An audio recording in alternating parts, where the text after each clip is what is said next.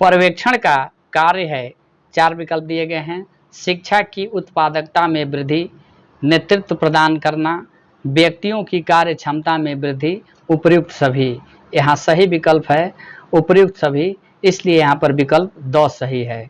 इसी क्रम में अगला प्रश्न है, प्रशासनिक प्रबंधन के जनक कौन हैं? 4 विकल्प दिया गया है। Taylor, Locke, Henry Fayol, Brown. प्रशासनिक प्रबंधन के जनक हेनरी फ्यूल हैं, इसलिए यहाँ पर विकल्प 100 सही है। इसी क्रम में अगला प्रश्न है, शिक्षण की अल्पकालिक योजना के कितने रूप हैं?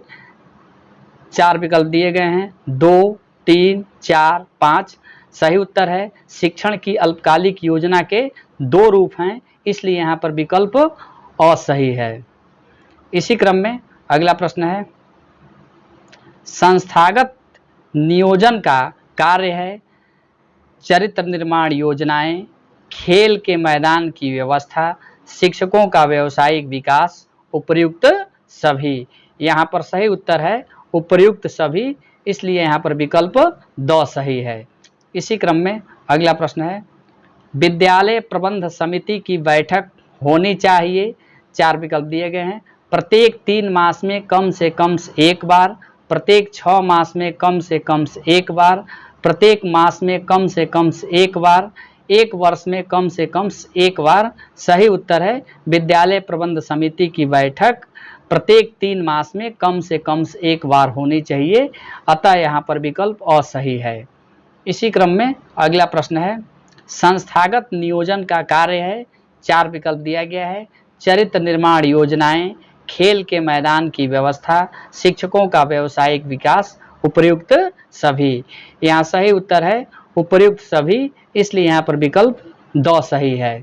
इसी क्रम में अगला प्रश्न है, संस्थागत नियोजन का कार्य है चरित्र निर्माण योजनाएं, खेल के मैदान की व्यवस्था, शिक्षकों का व्यावसायिक विकास, उपर्युक्त सभी। सही उत्तर है विकल्प 2 अर्थात उपर्युक्त सभी। इसी क्रम में अगला प्रश्न है, समाज कल्याण संबंधी क्रियाएं हैं। 4 विकल्प दिया गया है। समाज क्रियाएं, श्रमदान, सहकारी क्रियाएं, उपर्युक्त सभी। यहाँ सही विकल्प है उपर्युक्त सभी अर्थात विकल्प 2 सही है। इसी क्रम में अगला प्रश्न है, उस शैक्षिक तकनीशियन का नाम बताएं जिसने शिक्षण प्रबंधन हेतु प्रसिद्ध 4 सोपानों को विकसित किया। 4 विकल्प दिए गए हैं। B.F. Skinner, B.O. Smith, T.V. Green, I.K. Davey. सही उत्तर है विकल्प 2 अर्थात I.K. डेविज महोदय ने शिक्षण प्रबंधन हेतु 4 प्रसिद्ध सोपानों को विकसित किया था। इसी क्रम में अगला प्रश्न है, पर्यवेक्षण की व्यक्तिगत विधि है। 4 विकल्प दिए गए हैं। शिक्षक नियुक्ति, शिक्षक अवलोकन, प्रयोग, उपर्युक्त सभी। सही उत्तर है विकल्प 2 अर्थात उपर्युक्त सभी, अर्थात पर्यवेक्षण की व्यक्तिगत विधियों में शिक्षक नियुक्ति, शिक्षक अवलोकन एवं प्रयोग को सम्मिलित किया जाता है। इसी क्रम में अगला प्रश्न है, भारतीय संविधान के नीति निर्देशक तत्वों में कितने वर्ष तक के समस्त बच्चों को निःशुल्क और अनिवार्य शिक्षा उपलब्ध कराए जाने का प्रावधान निहित है? सही उत्तर है 14 वर्ष तक के बच्चों को निःशुल्क एवं अनिवार्य शिक्षा उपलब्ध कराए जाने का प्रावधान है, इसलिए यहाँ पर विकल्प 2 सही होगा।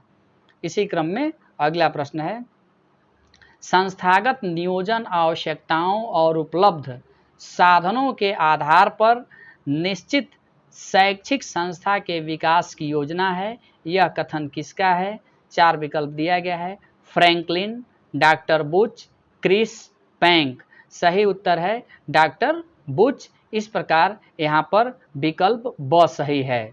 इसी क्रम में अगला प्रश्न है, आदर्श प्रधानाध्यापक द्वारा, माफ कीजिएगा, आदर्श प्रधानाध्यापक का प्रशासकीय कर्तव्य है। 4 विकल्प दिए गए हैं। साधन पूर्ति, विद्यालय बजट, समय कारणीय, उपर्युक्त सभी।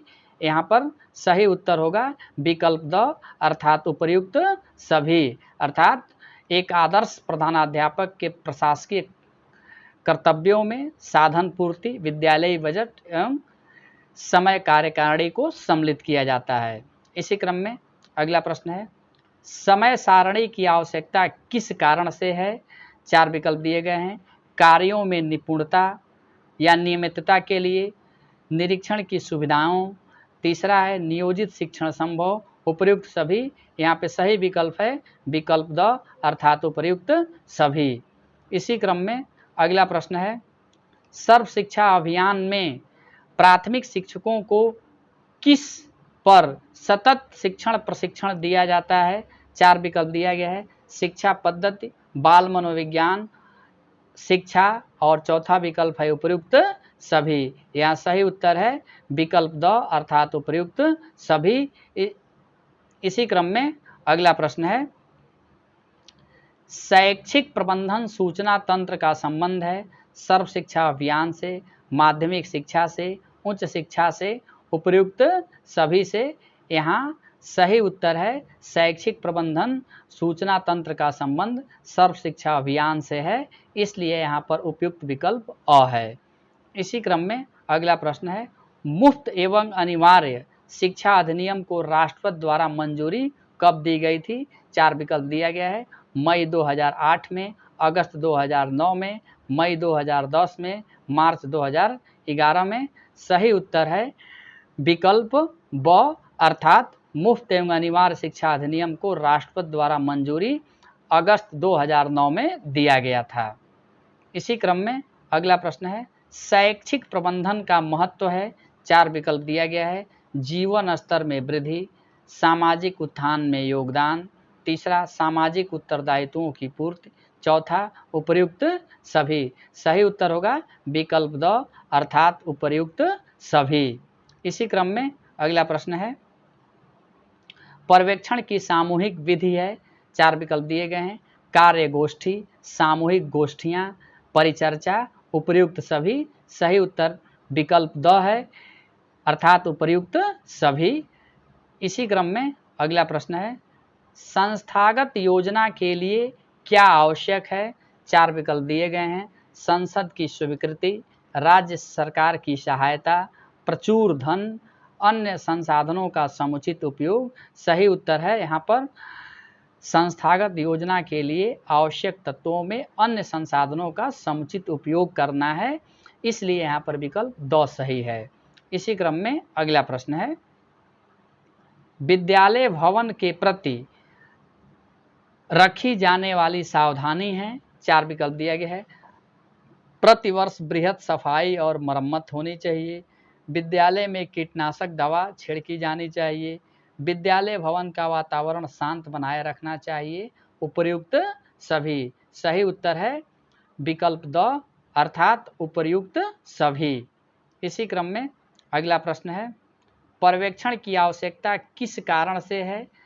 4 विकल्प दिए गए हैं। सामाजिक आवश्यकता के कारण, विद्यालय कार्यों में वृद्धि के कारण, नवीन शिक्षण विधियों के विकास के कारण और उपर्युक्त सभी। सही उत्तर विकल्प द अर्थात उपर्युक्त सभी। इसी क्रम में अगला प्रश्न है, सन 1896 में शिक्षा को किस स्तर पर रखा गया? भारतीय शिक्षा सेवा, प्रांतीय शिक्षा सेवा, अधीनस्थ शिक्षा सेवा, उपर्युक्त सभी स्तरों पर। सही उत्तर है उपर्युक्त सभी स्तरों पर अर्थात यहाँ पर विकल्प द सही है। इसी क्रम में अगला प्रश्न है, संस्थागत नियोजन का उद्देश्य है।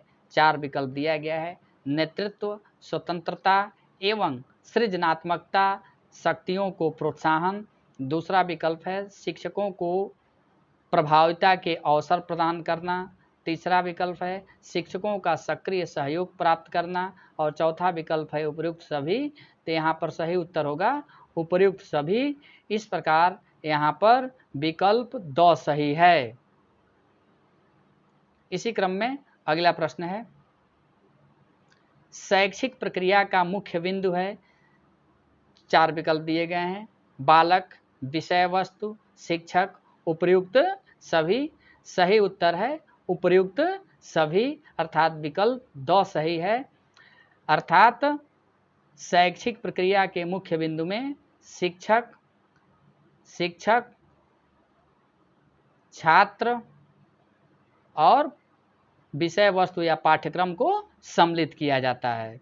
इसी क्रम में अगला प्रश्न है, विद्यालय भवन बनवाते समय किन किन बातों को ध्यान में रखना चाहिए? 4 विकल्प दिया गया है।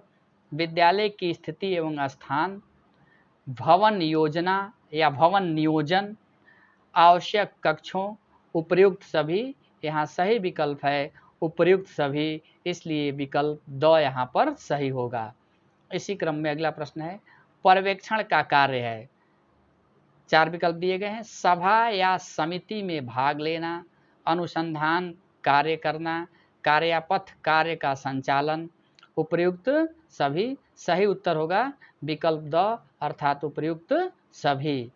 इसी क्रम में अगला प्रश्न है, संस्थागत नियोजन की विशेषता है लचीलापन, स्वभाव में लोकतंत्रात्मक, समाज की परंपराओं के अनुरूप, उपर्युक्त सभी। यहाँ सही उत्तर है विकल्प द अर्थात उपर्युक्त सभी। इसी क्रम में अगला प्रश्न है, निम्न में से कौन सा गुण शिक्षक में होना चाहिए? 4 विकल्प दिए गए हैं। जिज्ञासा, वचन प्रतिबद्धता, उत्प्रेरण शक्ति, उपर्युक्त सभी। यहाँ सही उत्तर विकल्प द होगा अर्थात उपर्युक्त सभी। इसी क्रम में अगला प्रश्न है, विद्यालय विकास योजना में जो ब्यौरा नहीं होता है वह है। 4 विकल्प दिए गए हैं। प्रत्येक वर्ष का कक्षावार नामांकन, अध्यापकों की आवश्यकता, सामाजिक अवसरों की जानकारी, भौतिक संसाधनों का ब्यौरा। सही उत्तर है सामाजिक अवसरों के बारे में जानकारी उपलब्ध नहीं होती है, इसलिए यहाँ पर विकल्प 100 सही है। शोध ज्ञान क्लासेस को सुनने के लिए आप सभी का बहुत बहुत धन्यवाद।